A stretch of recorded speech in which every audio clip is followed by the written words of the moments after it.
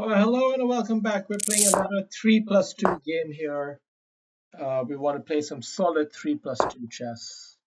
3+2 really is the hardest format. And here I'm playing an interesting opening, which I studied a little bit, not much, but this is the way I like to handle these D6 and F6 setups.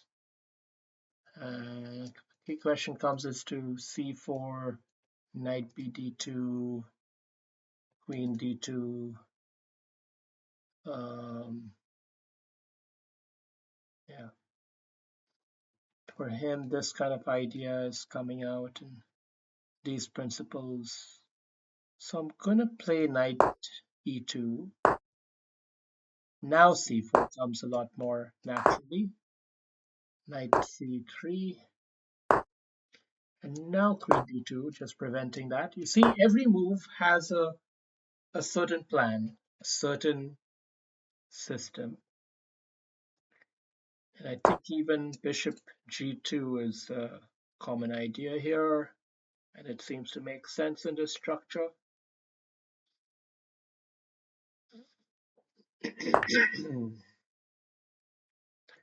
To capture back, otherwise the pawn was for the taking. You always have to think, is this ever on the cards? But not really. This is so well defended. Knight here is on the cards for him, however, and that's not a nice move. You don't want to see a move like that. So I think we're gonna prevent it. You have to play some prophylactic chess. Moves like h3 and all are all prophylactic. Now we're threatening to castle, so he's going to be tempted to play a move like this, but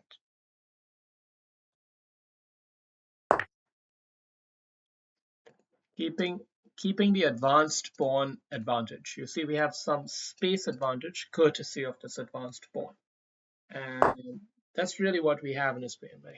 He doesn't want us to castle so easily, so he is playing this move, and that's fair enough. Fair enough, but I guess we can just kick him away. I don't know if it's optimal because it does loosen the structure a little bit more, but I don't think in a meaningful way. So let's just go with it. 3+2 game. We don't want to fall too far behind on the clock, worrying about petty nuances. You want to keep the speed high. You don't want to leave yourselves only 30 seconds at the end of the game. He's got ideas like this here. We should have stronger ideas like with knight f5, right? I think those are stronger ideas. I'm tempted to play moves like g5, but I don't think there's enough follow through. Now I'm very much tempted to play this kind of move. It very much sits well in the position.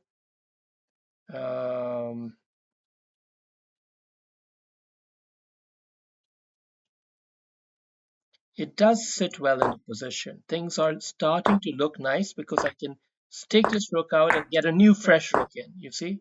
We get a new fresh rook in, and now can I just simply come in with a big gun? Can we now just simply come in with a big gun?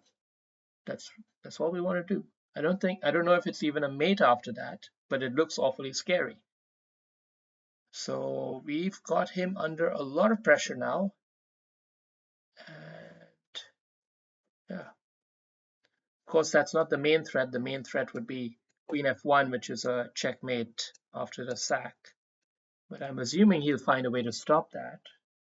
Maybe knight g7 is the best approach for him. And then, no, queen checkmate. So what does he do here? Is he just busted? His pieces are so clumsy, you see, they're blocking themselves up. But we had to be tactically sharp and smell that little moment when there was something that he offered after he played g6. He allowed his bishop to come in, his rook got a bit ugly, then we swapped it off, came in with a fresh reinforcement. Always bring in the reinforcements whenever you have a chance. Take away his only guy and bring in the reinforcement. That's a great principle to remember, a great idea. Here it looks like he's getting ready to throw in the towel, but I don't think he will. Maybe he will end up sacrificing the knight, and I don't know. It's not looking good.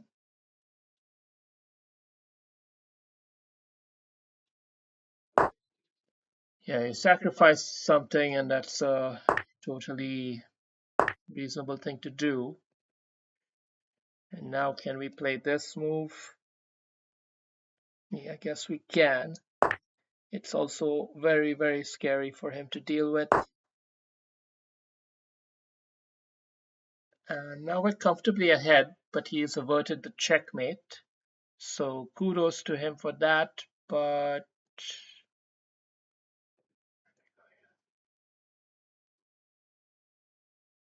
he'll continue to maintain some pressure.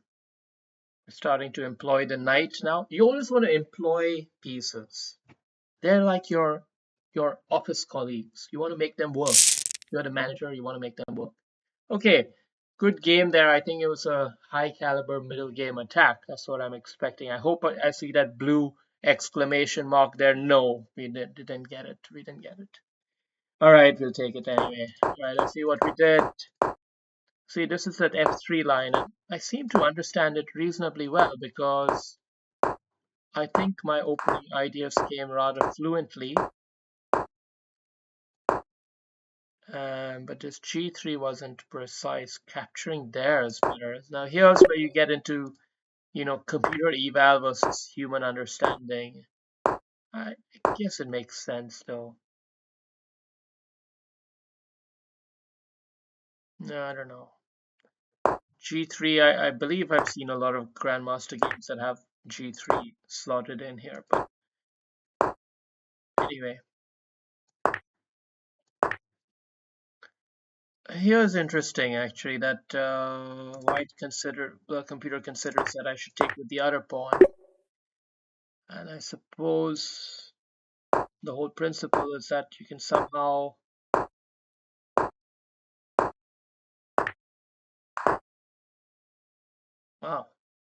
sacrifice a pawn.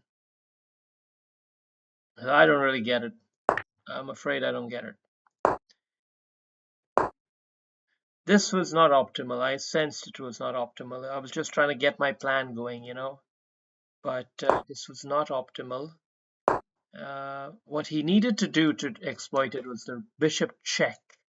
Bishop check first, then react.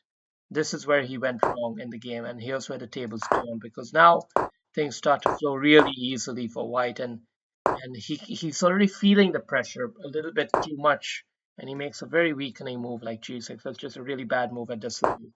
And bishop comes in right away, pawn comes in right away, rook trade, rather other gun. We should have thrown in the queen first actually, but anyway, rook first, and then he has to sacrifice material, and brilliant move to finish it off with the pawn capture there, because we're not afraid of this because we know we got checkmate on him. So yeah, relentless pressure.